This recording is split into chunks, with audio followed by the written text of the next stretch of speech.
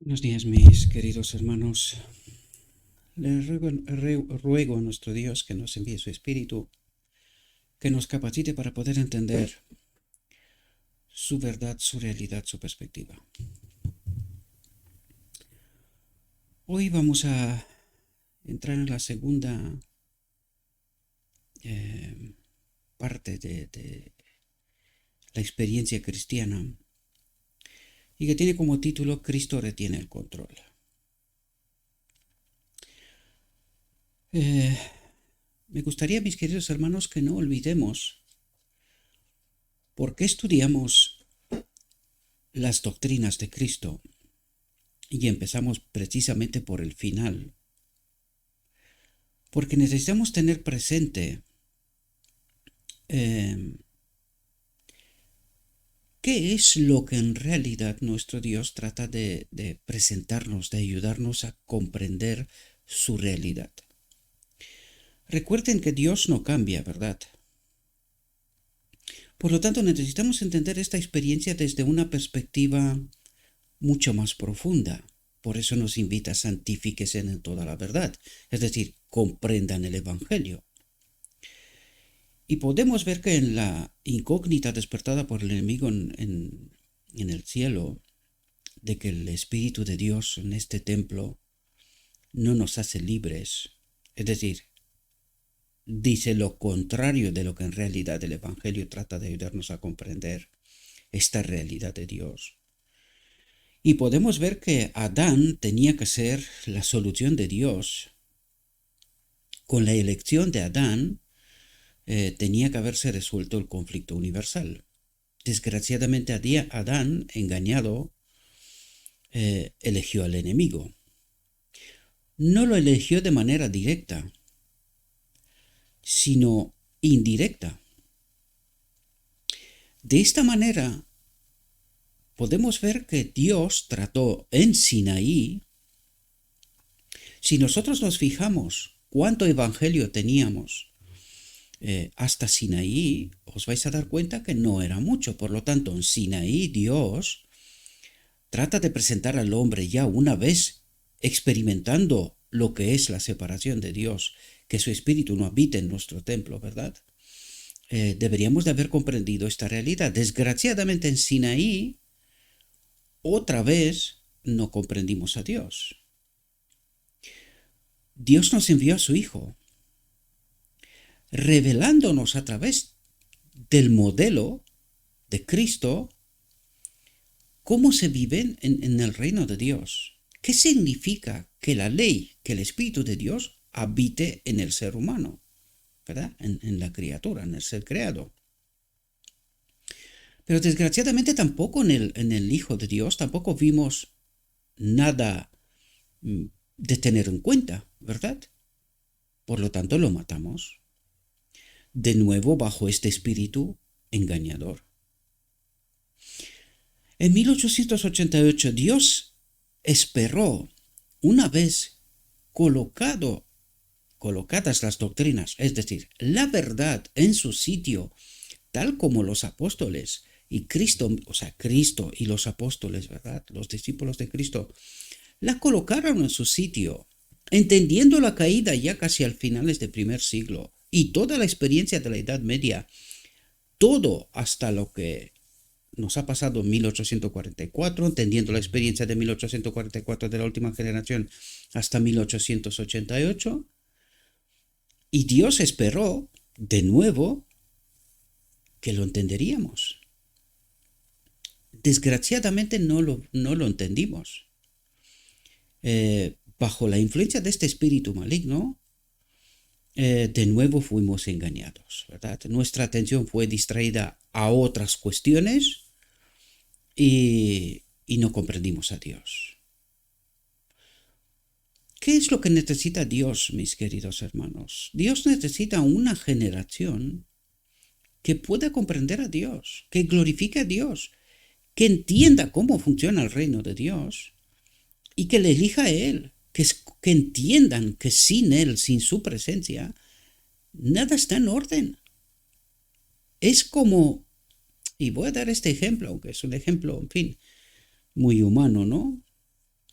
Es como un coche que lo tienes aparcado delante de la casa, pero que sin combustible no puede funcionar. Por muy guapo, por muy el mejor coche del mundo, da igual, que cueste millones, no importa.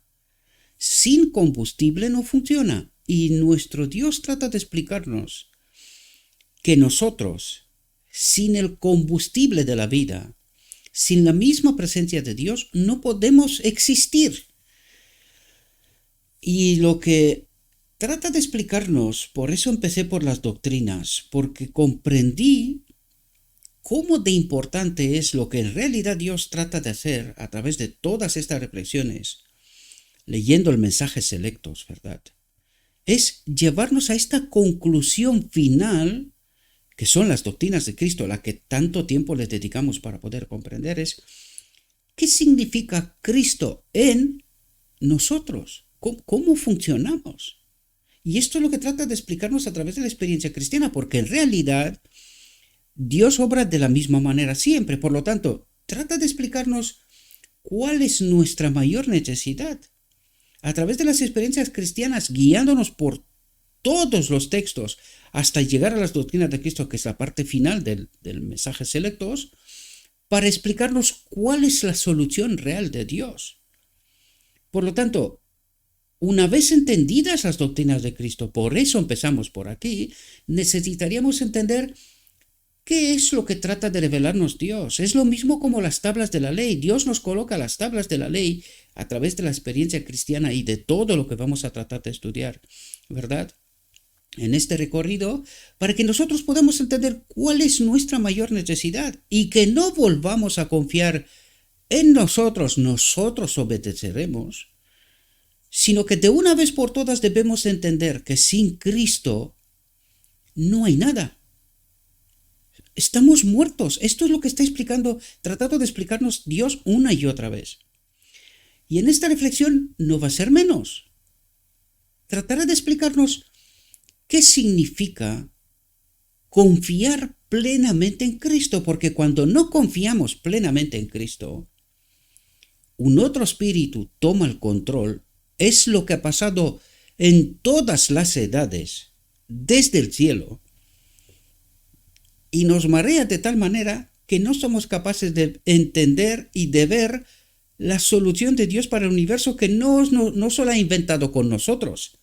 Dios nos trata de explicar qué es la ley y cómo se manifiesta esta ley. Y vimos el propósito eterno de Dios, por eso os lo presento una y otra vez, porque es la clave. Si nosotros entendemos cómo Dios creó este universo y que sin su espíritu en nosotros no hay combustible, no hay vida, ¿verdad? Y una vez que el Espíritu de Dios habita en este templo, todo funciona en plena armonía. Y eso es lo que nuestro Dios trata de revelarnos con sutileza, con delicadeza, con amor.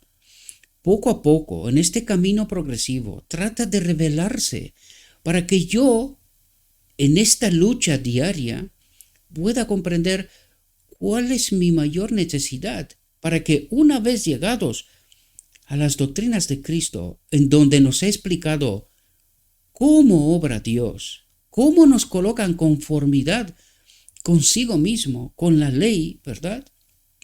Lo escojamos a Él. Esta tenía que ser la solución desde el Edén y en todas las edades.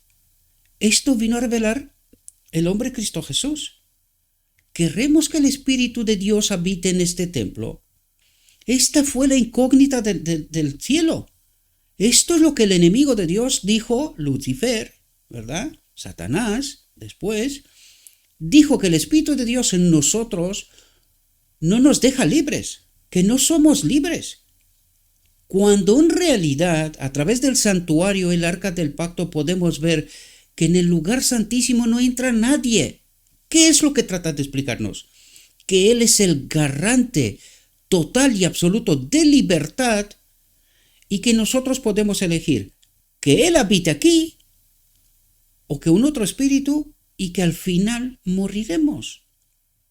Y esto es lo que nuestro Dios trata de explicarnos. Necesitamos entender estas realidades.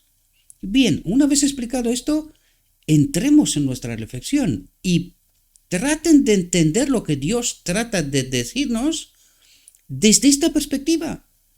Dios nos coloca las tablas de la ley. ¿Con qué propósito? Para que entendamos que nosotros, sin Cristo, sin su Espíritu en nosotros, no podemos vivir.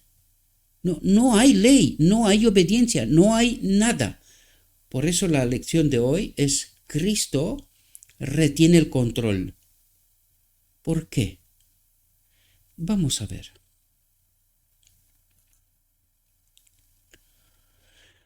Dice, los gergesenos deseaban que Cristo los dejara. Los de Capernaum lo recibieron y entre ellos él efectuó maravillosos milagros. Ahora, fijaos de todo lo que se ha hablado. Aquí nos plantea dos planos. Los gergesenos deseaban que Cristo los dejara. Aléjate, no te queremos.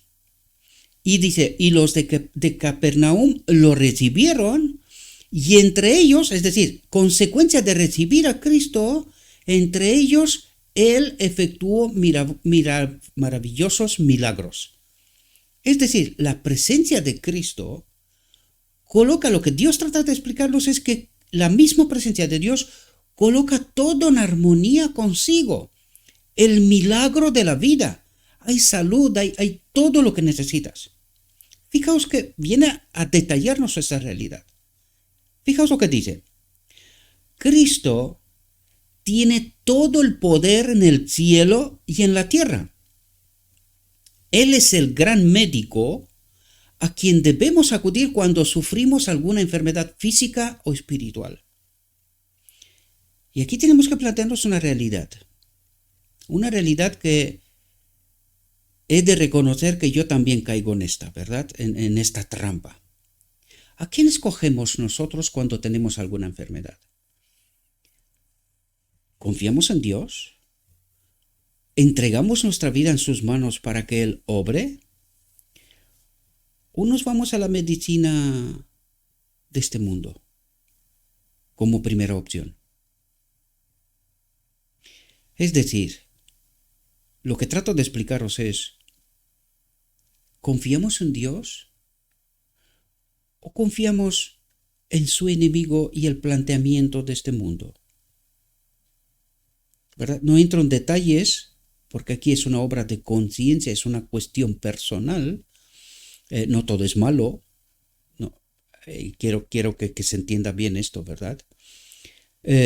Yo acudo a médicos y por lo tanto hay partes que sí y hay partes que no. Ahí necesitamos comprender, ¿verdad?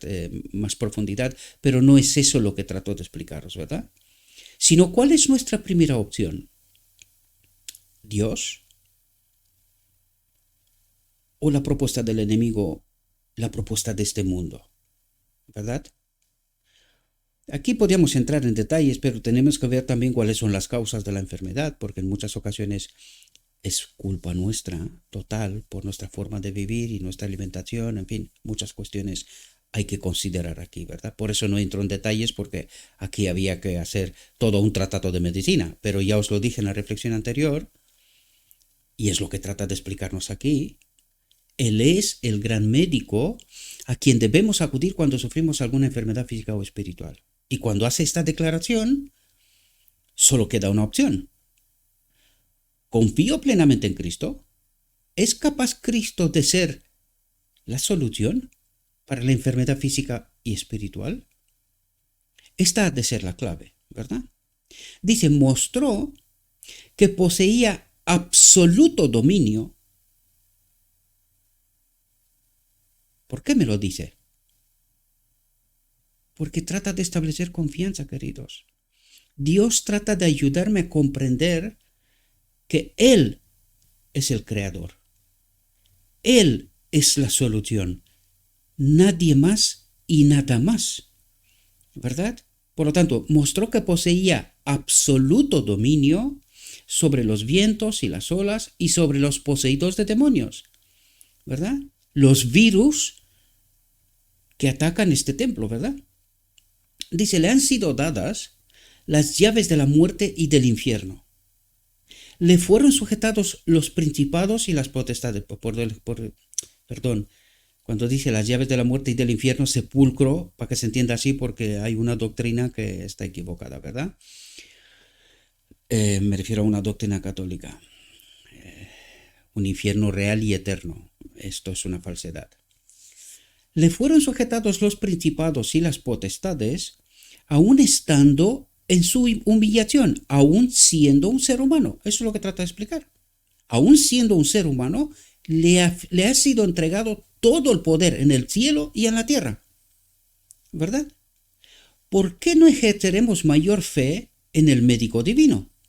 Como la solución de Dios, para mí, real, aquí y ahora, ¿verdad? Cómo trabajó para el paralítico, así actuará hoy en favor de los que buscan los que lo buscan para su curación. Dice, tenemos gran necesidad de más fe. Ahora, cuando nos habla de la fe, espero que habéis visto y entendido a través de las doctrinas de Cristo que cuando nos habla de la fe, habla de la presencia del Espíritu. ¿Cómo tenemos fe? Por el oír, dice, por la palabra. ¿Y qué significa en esencia? El Espíritu de Cristo en mí. Él es el que me obra esta fe, ¿verdad? Por lo tanto, tenemos gran necesidad del Espíritu, de mayor entendimiento, de su presencia, ¿verdad? Estoy alarmada cuando veo la falta de fe entre los nuestros. Necesitamos ir directamente a la presencia de Cristo. ¿Entendéis de lo que nos habla? Necesitamos ir directamente a la presencia de Cristo, creyendo que curará nuestras dolencias físicas y espirituales. Ahora espero que habéis entendido, queridos, lo que Dios trata de hacer. Es lo mismo que hizo en Sinaí. Nos presentó las tablas de la ley para que podamos entender cuál es nuestra mayor necesidad. Y aquí lo mismo. ¿Cuál es la solución de Dios? Cristo en nosotros. Necesitamos ir directamente a la presencia de Cristo, confiar plenamente en Él. De esto nos habla, queridos, ¿verdad? Espero que lo podáis entender. Dice, somos demasiados faltos de fe. Oh, ¿cómo desearía que pudiera inducir a nuestros hermanos a tener fe en Dios? No deben creer que a fin de ejercer fe deben ser acicateados hasta llegar a un alto grado de excitación. Porque lo digo siempre, incluso en los estudios bíblicos que doy, ¿verdad? Siempre lo digo, queridos, huid del misticismo. No se exciten porque Dios es como un viento suave. La obra del Espíritu de Cristo es como un viento suave. Es una progresión lenta, por eso el camino de Maús es un patrón. Cristo va a paso con nosotros. Recuerden que los discípulos no comprenden con quién han caminado hasta que llegan a casa y allí se dan cuenta. Pues Cristo va a paso con ellos. Por eso nosotros no podemos excitarnos o sobreexcitarnos porque esto es misticismo. Esta es la obra de un otro espíritu. Nosotros tenemos que ir caminando en progresión por fe y sometiéndonos a la obra del Espíritu, ¿verdad? Esto es lo que trata de explicarnos. Dice, todo lo que tienen que hacer es creer en la palabra de Dios, así como creen en lo que dicen uno al otro. Es decir, así como conversamos unos con otros. Nuestro Dios es un Dios real y su palabra es su realidad revelada a nosotros para que podamos entenderlos a Él directamente. ¿Por qué?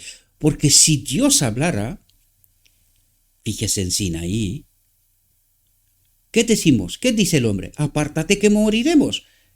Y apenas vieron a Moisés y la gloria de Dios en el rostro de Moisés, pero no vieron a Dios.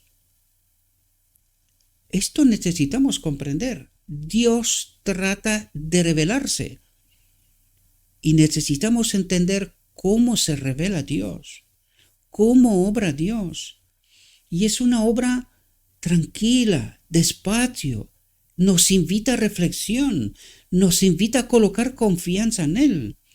Este es el amor de Dios, su Espíritu en nosotros. Es así como necesitamos comprenderlo.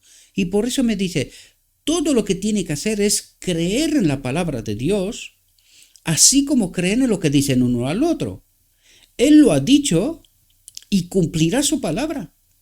Dependa usted tranquilamente de las promesas de Dios, porque Él quiere decir precisamente lo que dice, sin misticismos, sin exageración, sin disminuir su poder, su realidad, su presencia tampoco, ¿verdad? Tranquilos, pausados, de rodillas, conversando con Dios, tratando de entenderlo, ¿verdad? Diga, Él me ha hablado en su palabra, y cumplirá cada promesa que he hecho. No os volváis impacientes, dice. Confiad. Esperen, hablen con Dios y tranquilos. Esperen, confíen. Dios sabe el momento oportuno. ¿Cuándo, cómo y de qué manera? No se adelanten a la voluntad de Dios, porque esta es la obra de un otro espíritu, queridos. La palabra de Dios es fiel. Proceded como si pudierais confiar en vuestro Padre Celestial. Dice, proceded como si pudierais confiar.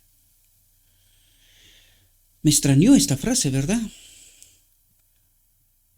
Pero no debería, teniendo en cuenta nuestra experiencia y realidad en todas las edades. No confiamos en Dios. Mientras declaramos que sí, nuestra desgraciada realidad nos dice otra cosa. Pero porque no estamos atentos, no logramos comprender a Dios. Y Él trata de revelarse una y otra vez. Y sus hijos, amoldados a este mundo, no lo entienden, no confían en Él, ¿verdad? Fijaos, se designa a hombres para que proclamen la verdad en nuevos lugares. Ellos deben tener fondos para su sostén. Ahora, aquí necesitamos entender de qué nos trata de hablar. Y necesitamos entender el patrón de los discípulos, de los apóstoles. ¿Y cómo actuaron los apóstoles? Según le enseñaron Cristo mismo directamente, ¿verdad? Ellos habían estado en la presencia de Cristo, habían entendido de Él quién es la iglesia, cómo es la iglesia, cómo ha de ser la iglesia, ¿verdad? Y nosotros hoy damos por hecho que lo que nosotros entendemos que es iglesia es así como estaba en la etapa de los apóstoles. Pero desgraciadamente el enemigo nos ha engañado. Por eso la sierva decía, se hará otra institución, otra enseñanza, y nosotros hoy experimentamos esta realidad, rechazamos creer que hemos sido engañados, que estamos viviendo un engaño mayor, y nosotros lo llamamos progresión en la luz, cuando la sierva y Dios mismo, a través de la sierva, nos dice, es regresión, queridos. No entendéis mi voluntad, lo que quiero hacer. Fijaos lo que dice. Y ahora miremos la iglesia desde el patrón. Desde el patrón, desde la perspectiva de los apóstoles. ¿Qué era y cómo era la iglesia en la etapa de los apóstoles, verdad? Fijaos lo que dice. Se designa a hombres para que proclamen la verdad en nuevos lugares. ¿Quién designa? ¿Quién tiene la máxima potestad dada por Cristo? La iglesia. Pero necesitamos entender qué es la iglesia. La iglesia es este lugar de reunión en donde, y no me refiero a lo físico, sino el punto de encuentro en donde los hombres, los cristianos, los hombres que confían en Dios, se reúnen con un propósito. ¿Cuál es este propósito? La gran comisión. Este es el propósito de la iglesia, ¿verdad? Crecer en la voluntad de Dios, ¿verdad? en este camino progresivo. Por lo tanto, cuando entendemos qué es la iglesia y que la iglesia tiene la máxima potestad, ¿verdad? Las cabezas de familia, las familias en sí mismo, ¿verdad? Según el modelo apostólico, pero podemos verlo desde Abraham también, ¿verdad? El patriarcado, que tanto odia a Satanás hoy, que lo ha destruido por completo, y la familia, es decir, trata de raer sobre la faz de la tierra cualquier modelo que haya implementado Dios, desde el mismo Edén, ¿verdad?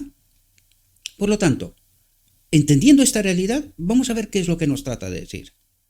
Dice, se designa a hombres, porque esta fue la experiencia de los pioneros, no os estoy hablando de cosas raras. Esta es la realidad de nuestra iglesia en sus inicios, que había fundado, colocado la verdad en su sitio, ¿verdad? Dice, se designa a hombres para que proclamen la verdad en nuevos lugares. Estos hombres son designados por la misma iglesia, ¿verdad? Son los líderes, aquellos hombres que están designados para que haga una obra, no perdiendo de vista la gran comisión. Y ahora lo veréis.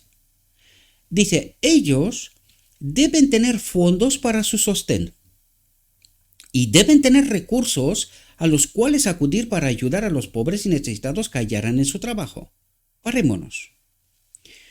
Pablo nos habla de esta experiencia y dice,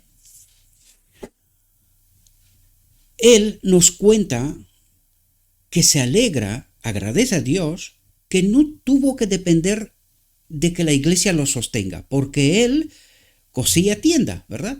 Él hacía tiendas. En todos sus viajes se ha mantenido solo. Eso es lo que trata de explicar.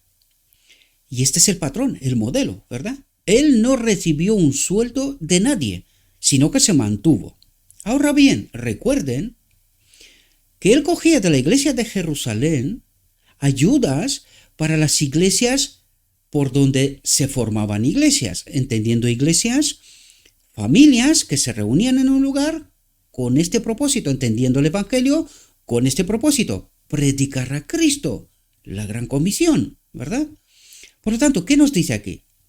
Ellos deben tener fondos para su sostén, es decir, sea que obren algo, en el caso de Pablo, pues él cosía tiendas, pues se sostenía solo, pero en este caso, por ejemplo, podíamos tomar el modelo de William D. Short, por daros uno, ¿verdad? Ellos como evangelistas en África, la iglesia de los Estados Unidos les mandaba fondos, les ayudaba para que puedan vivir ahí, ¿verdad? Que puedan predicar el evangelio. Pero no solo eso, sino que, y deben tener recursos, la iglesia, por eso Dios dice, traigan a mi casa riqueza, y nos hablará de esto, ¿verdad? Pero trato de colocarlos en el contexto para que podamos entender la verdadera iglesia, el patrón de Dios.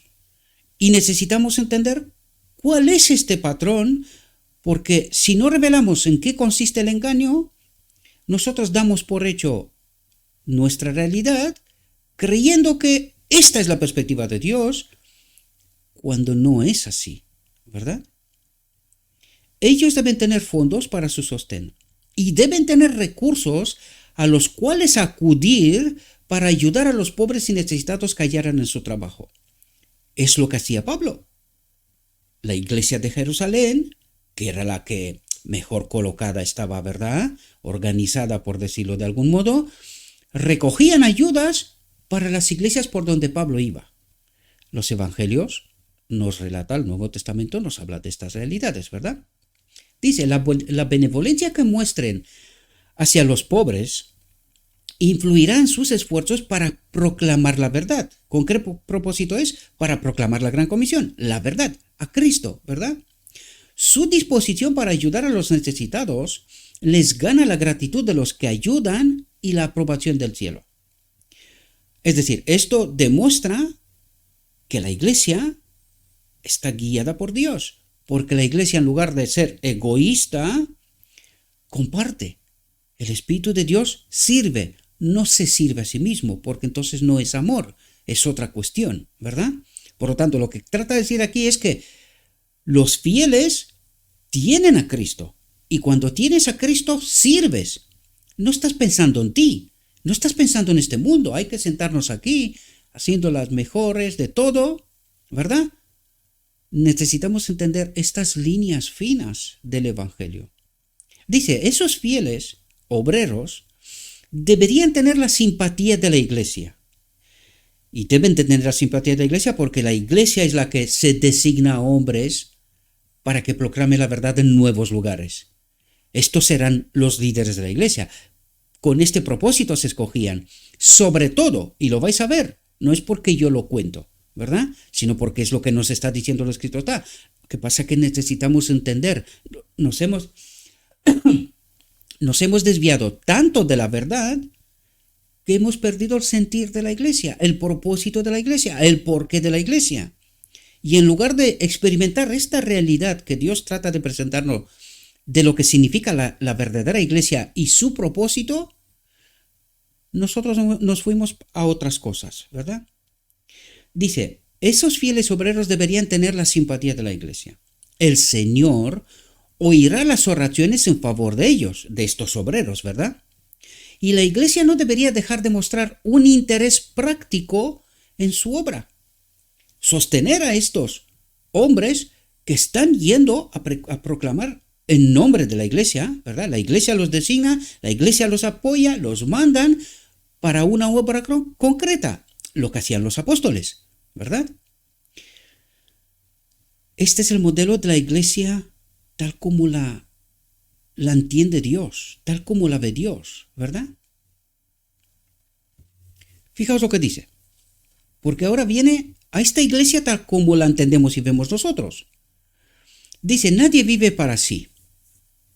Nadie vive para sí. Así es como entendemos nosotros la iglesia.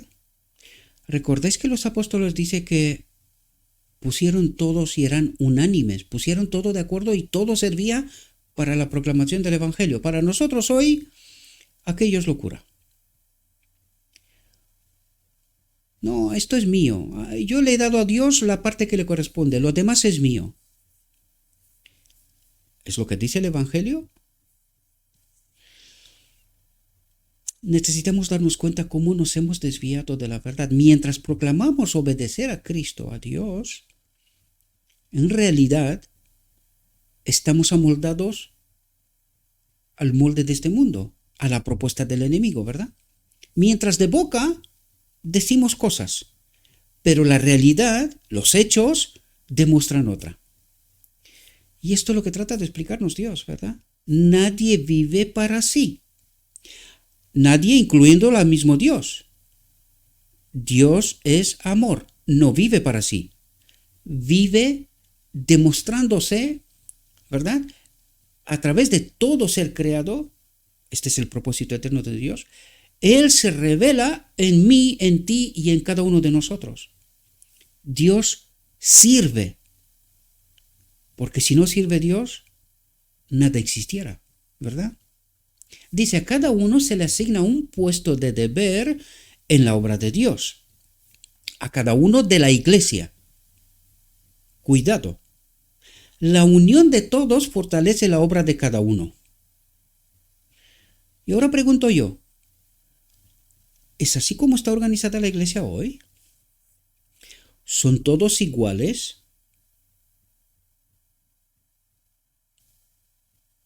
¿Sí?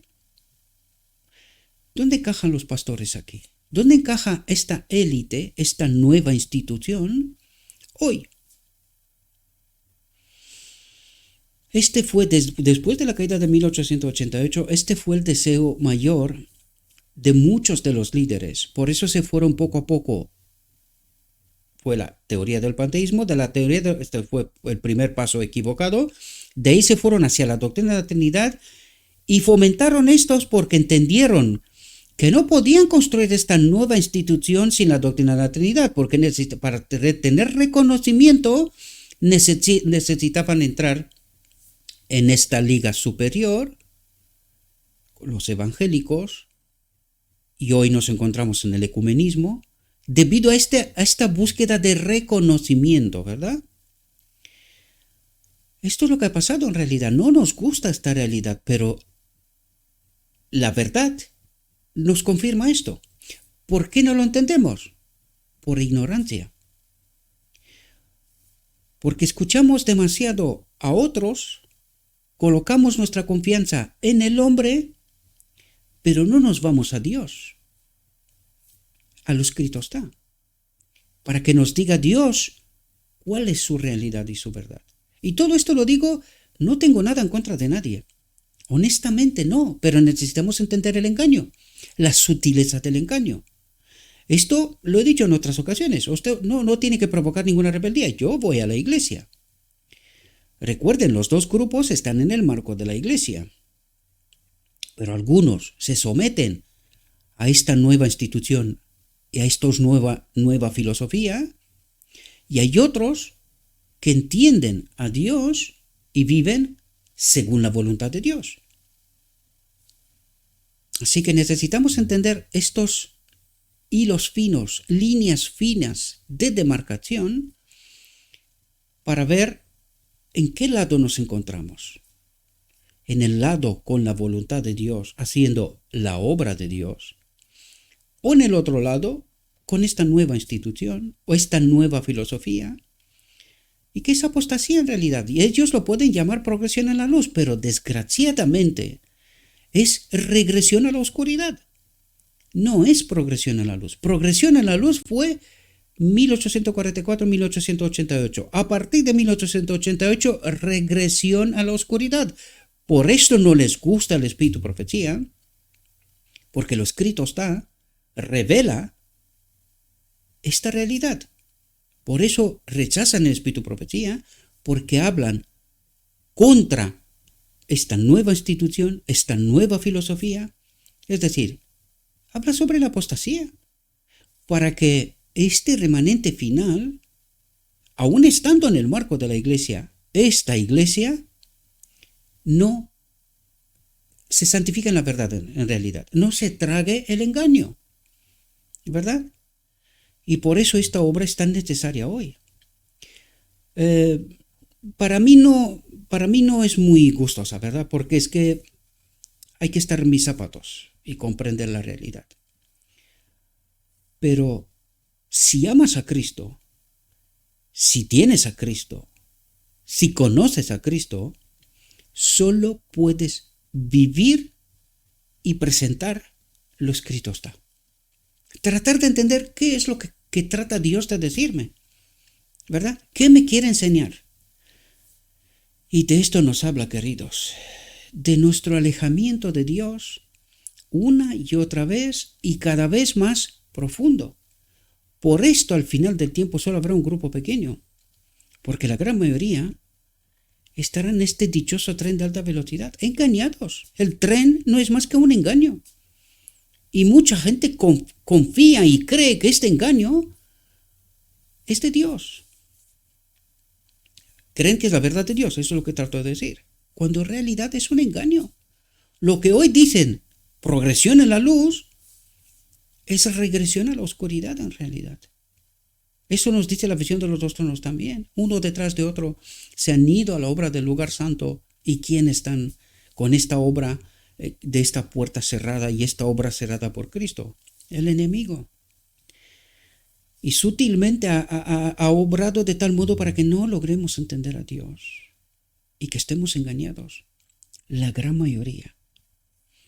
Dice, a medida que crezcan la fe, el amor y la unidad de la iglesia en el espíritu, no puede haber otra unidad. Podemos nosotros decir muchas cosas. Podemos decir, no, la unidad en la verdad.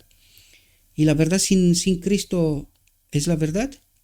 Por lo tanto, esta unidad ha de ser en Cristo. Él es la iglesia, ¿verdad? Se magnificará su círculo de influencia y siempre han de alcanzar los límites máximos de esa influencia, extendiendo constantemente los triunfos de la cruz. Los triunfos de la cruz, es decir, a Cristo como la solución de Dios, ¿verdad? Fijaos, levántate, resplandece, dice. Fijaos lo que nos dice. Dios nos exhorta a que rompamos las cintas de nuestro estricto servicio interno. Es decir, que rompamos estas cintas colocados por el mismo diablo para esta iglesia que no es amor, que no sirve. El amor sirve, recuerden, el amor sirve. Y cuando no sirve, ¿qué es lo que hace? Tiene un otro espíritu. ¿Piensa en quién? En uno mismo. ¿Qué dice aquí Dios? Dios nos exhorta a que rompamos las cintas de nuestro estricto servicio interno. Salid del engaño, dejad de miraros a vosotros mismos, porque Cristo sirve. No se sirve así. Este es otro espíritu. Y cuando nosotros organizamos esta iglesia pensando en nosotros, ¿por qué necesita la iglesia? ¿Por qué necesitan estos maestros o esta élite especial? Nos lo dijo antes. Los maestros, los escogidos del marco de la iglesia, cuando entiendes el marco patriarcal, ¿quién es la cabeza de la familia? Porque esta es la base de la iglesia, la familia. Y Pablo nos habla claramente quién es la cabeza, quién es la cabeza del hombre, la cabeza de la mujer. Aquí nos habla exactamente el modelo divino del Edén. No nos habla de otra historia. Cristo mismo se somete al Padre. Por lo tanto, necesitamos entender estas realidades, no las que Satanás mismo nos presenta. Necesitamos entender quién es la iglesia. Es Cristo. Él es el único maestro, nos dice el Evangelio. Por lo tanto, ¿con qué propósito escoge la iglesia sus designados para esta obra especial? Para que puedan ir allí donde la iglesia corriente, normal, no puede ir. Pues estos serán los maestros, queridos. Estaban escogidos por la iglesia para ir a presentar la verdad al mundo. Y la iglesia sostenían esta obra. Sean uno o todos los maestros, o sea, los evangelistas que necesitaban. ¿Qué hemos hecho nosotros? Hemos pervertido esta realidad. ¿Y a dónde nos ha llevado esta realidad? Dios nos exhorta a que rompamos las cintas de nuestro estricto servicio interno. Que dejemos de entender la iglesia tal como la entendemos, ¿verdad? Mirándonos a nosotros mismos, creyendo que de este modo estamos adorando a Dios. Y no entendemos la profunda realidad, ¿verdad?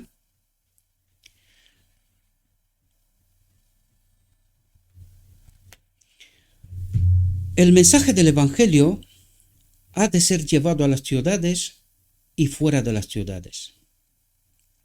Hemos de exhortar a todos para que se alisten en torno de la bandera de la cruz.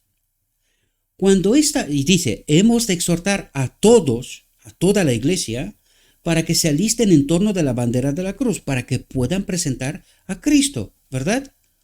Cuando esta obra se haga en la debida forma, cuando trabajemos con celo divino para añadir conversos a la verdad, el mundo verá el poder que acompaña al mensaje de la verdad. Ahora, pregunto, ¿y por qué no ve el mundo este poder? Porque la iglesia se está mirando a sí misma. Está en un estricto servicio interno y ha dejado el patrón de Dios. Aun reuniéndose supuestamente en el nombre de Dios, no están haciendo la obra de Dios, porque Dios nos exhorta a que rompamos las cintas de nuestro estricto servicio interno. ¿Comprendéis? La unidad de los creyentes da testimonio del poder de la verdad que es capaz de poner en perfecta armonía a hombres de diferentes caracteres, unificando sus intereses en uno solo. Cristo nuestra justicia. El mensaje que hemos de llevar al mundo. Las doctrinas de Cristo. Acabamos de terminar de estudiarlas, ¿verdad? Las oraciones y ofrendas de los creyentes se combinan con esfuerzos fervientes y abnegados. Y entonces son ciertamente un espectáculo para el mundo, los ángeles y los hombres. Porque esta obra iría acompañada por el Espíritu de Cristo. Y esta obra se nota. Se nota. Dice, los hombres se convierten de nuevo. La mano que una vez se aferraba a la recompensa de un sueldo mayor, se ha convertido en la mano ayudadora de Dios. Interesante lo que está diciendo aquí. Y no voy a profundizar porque ya tengo hartos a los maestros, ¿verdad? De decirles tantas verdades. Pero reflexiona lo que trata de decirnos Dios, queridos. La mano que una vez se aferraba a la recompensa de un sueldo mayor por hacer la obra de Dios, ¿verdad? Este sostén que la iglesia les ayudaba, ¿verdad? Se ha convertido en la mano ayudadora de Dios. Ha dejado de pensar en el dinero y en el aquí y está haciendo con lo que tiene la obra de Dios. Es decir, coloca su confianza plena en Cristo, ¿verdad? Que esté acompañado por el poder de Cristo para que se vean estas obras. Y entonces son ciertamente un espectáculo para el mundo, los ángeles y los hombres. Los creyentes están unidos por un solo interés: el deseo de crear centros de verdad. Iglesias, sanatorios, imprentas, lo que hicieron la primera generación. Por eso fundaron la institución. Y fue bastante tarde. 63, 65, por ahí, ¿verdad? Se fundó la institución. ¿Pero por qué se fundó la institución? Porque querían hacer imprentas, sanatorios. Y no podían, necesitaban una forma jurídica que no la tenían. Eran solo iglesias, lugares de reunión, pero no eran una institución según las normas de este mundo, ¿verdad? Por lo tanto, se organizaron como institución para poder hacer imprentas, sanatorios y todo lo demás. Consecuencia de aquellos, cuidado porque no fue Dios el que les dijo que tenían que hacer esto. Podéis buscar en todo el Espíritu de Profecía. No fue Dios el que les dijo que tiene que hacer esto, sino fuimos nosotros los que nos amoldamos a este mundo para hacer la obra de Dios. ¿Había otros caminos? Sí. Hay otro modelo, no los voy a nombrar, pero hay otros modelos que incluso hoy funcionan así. Pero desgraciadamente nosotros elegimos otro camino, y este camino nos ha llevado a donde estamos hoy. Pero recuerden, Dios nunca nos dijo que teníamos que hacer esta institución. Nunca. Los hombres se convierten de nuevo. La mano que una vez se aferraba a la recompensa de un sueldo mayor se ha convertido en la mano ayudadora de Dios. Si encontráis textos de lo que os acabo de decir, los quiero saber. Pero me temo muy mucho que no los vais a encontrar, ¿verdad? Los creyentes están unidos, me refiero al hecho de que Dios nos ha pedido que nos hagamos institución. Encuentren estos textos, que Dios, profecía, que nos diga que tenemos que hacer esta institución. Os aseguro que no los vas a encontrar. No existen. Esta fue una decisión exclusivamente nuestra. El deseo de crear centros de verdad donde Dios sea exaltado. Y esto es lo que hicieron los pioneros, que desgraciadamente hoy están en plena apostasía. Tanto imprentas como sanatorios como todo lo demás. Y no entro a detallar. Hay que ver qué libros se escribe, esta nueva filosofía. Hay que ver qué pasa en nuestros sanatorios. Pasan cosas buenas, pero también otras malas. Hay que ver quiénes son los accionistas mayoritarios. Y os vais a sorprender. En fin, hay muchas cosas que podríamos hablar, pero ¿por qué resaltar tanto mal toda la apostasía? No creo que hace falta, ¿verdad? Confiemos en lo que nos dice Dios y con esto nos tendría que bastar. Y ya sabremos algún día todos los detalles, si es que hará falta, ¿verdad? Si alguien cree que no estamos en apostasía, pues podríamos dedicar tiempo aquí a explicar todos los males, pero yo me niego a esta obra, honestamente, me niego. Y creo que en Internet está repleto, o sea, si quieres encontrar esta información, está. Otra cosa es que algunos dirían que son teorías de conspiración, ya. No funciona así el reino del enemigo, ¿no? Dice, Jesús oró en procura de esa unidad. Recuerden, Jesucristo, Cristo, Jesús. ¿Vale? Acabamos de estudiar las doctrinas, necesitamos entender la verdad. Jesús oró en procura de esa unidad precisamente antes de su juicio, no estando sino a un paso de la cruz. Para que todos sean uno, dijo, como tú, oh Padre, en mí y yo en ti, el propósito eterno de Dios, ¿verdad? Que también ellos sean uno en nosotros, para que el mundo crea que tú me enviaste. Dios exhorta a los que están medio despiertos. Dios exhorta a los que están medio despiertos. ¿Cómo están los demás? Dormidos. Para que se levanten y se ocupen con fervor en su obra, orando a Dios en procura de fortaleza para el servicio. Y dice, se necesitan obreros. Obreros, cada uno de nosotros. ¿Verdad? Dice, atentos a lo que dice aquí, para que podamos entender. No es necesario seguir reglas de precisión exacta. No necesitas ser anciano de iglesia, diácono, no. Todos hemos sido llamados por Cristo. Se necesitan obreros. ¿De qué tipo? De todo tipo. Nadie vive para sí. Nos lo dijo antes, ¿verdad? Si vives para ti, entonces no tienes a Cristo. Porque Cristo no vivió para sí. ¿Verdad? Reciba usted, fijaos lo que nos dice ahora, reciba usted el Espíritu Santo y sus esfuerzos tendrán éxito. ¿De otro modo? No.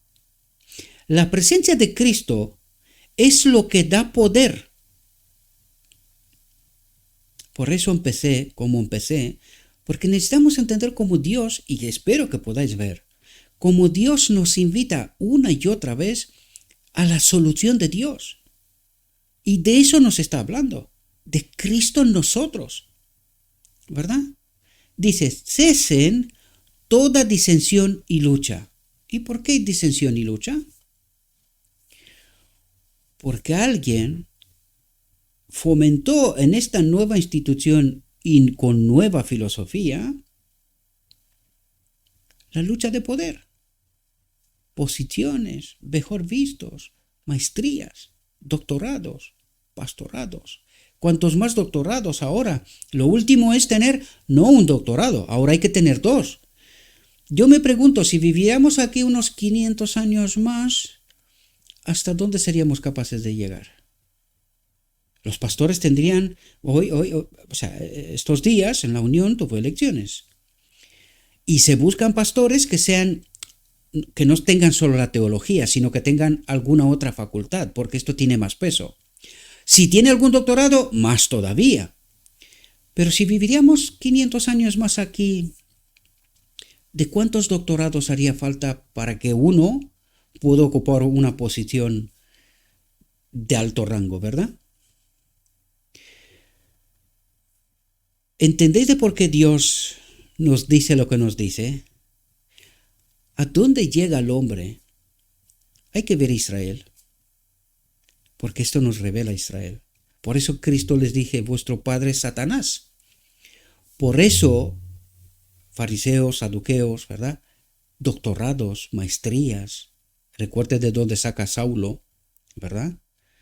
Que aprendía Saulo para poder ser maestro en el templo, ¿verdad? Sacerdote. Pues Dios nos dice, queridos, cuando salís del marco de lo que yo trato de presentaros, a esto llegáis, a disensión y lucha, a lo que está hoy. Y la iglesia está pensando en sí y no en servir. Y su propósito fue servir. Por eso lo organizó. No para que piense en sí, para que se haga grande, para que tenga patrimonio lo que no está escrito. ¿Y todo esto para qué? Una iglesia sin poder. Cesen toda disensión y lucha. prevalezcan el amor, el espíritu de servicio y la unidad en el espíritu, ¿verdad? Actúen todos bajo la dirección del Espíritu Santo. ¿En qué consiste la unión? El Espíritu Santo. ¿Y qué le falta a la iglesia?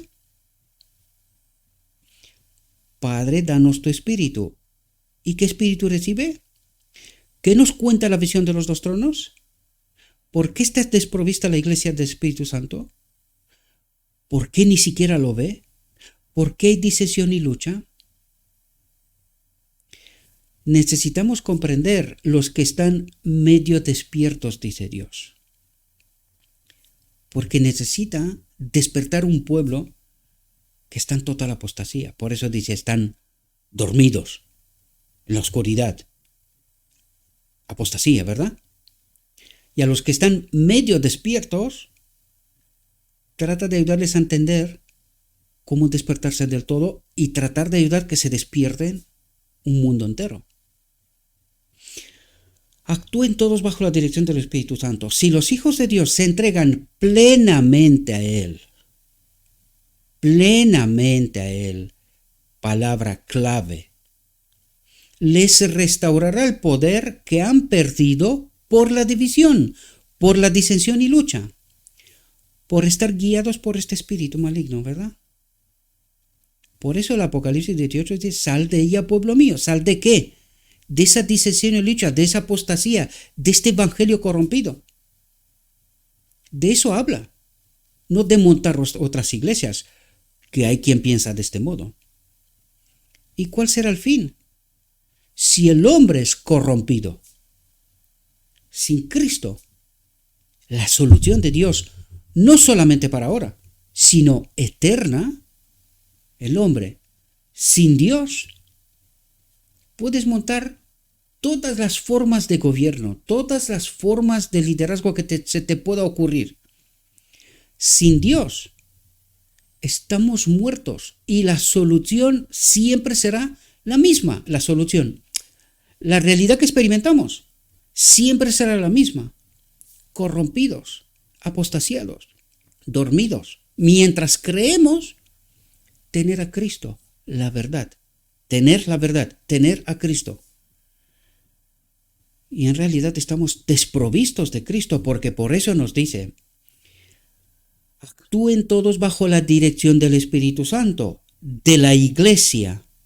Si los hijos de Dios se entregan plenamente a Él, les restaurará el poder que han perdido por la división. Dios nos ayude a todos a comprender que la desunión es debilidad y que la unión es fortaleza.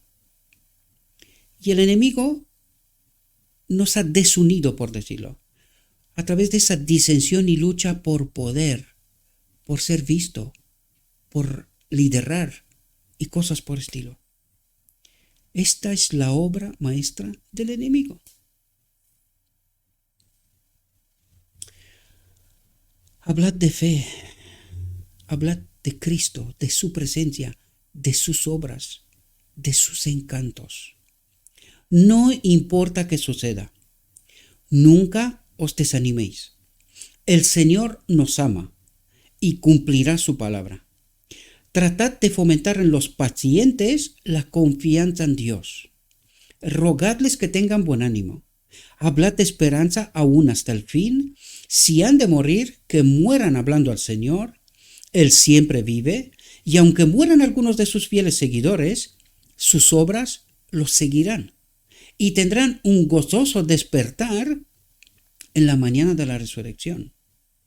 No nos desanimemos, no hablemos de dudas, sino de fe, pues la fe proporciona poder infinito.